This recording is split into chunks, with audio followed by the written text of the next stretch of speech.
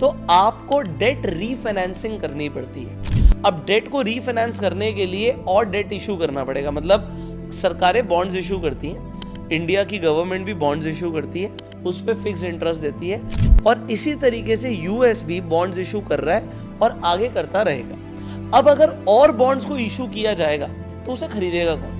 लोगों को तो स्टॉक मार्केट में ग्रोथ दिख रही है, लोग सोच रहे हैं भैया मार्केट में पैसा लगा देते हैं। यूएस की मार्केट हर दिन हाई बना रही है और अपने ऑल टाइम हाई के आसपास चल रही है, तो अगर मार्केट इतना अच्छा रिटर्न दे रही है तो हम बॉन्ड्स में पैसा क्यों लगाएं? अब बॉन्ड्स में पैसा तब लगाया जाएगा जब बॉन्ड्स में अच्छे इंटरेस्ट रेट्स ऑफर किए जाएं। जैसे ही अगर फेड ने एक बार भी ये बोला कि हमें इंटरेस्ट रेट बढ़ाना पड़ेगा, तो अब ये समझ जाइएगा कि अब यूएस अपना कर्जा नहीं चुका पा रहा और उसे और कर्जा चाहिए, डेट उठाना पड़ रहा है, तो इंटरेस्ट रेट बढ़ेंगे, और जैसे ही इंटरेस्ट रेट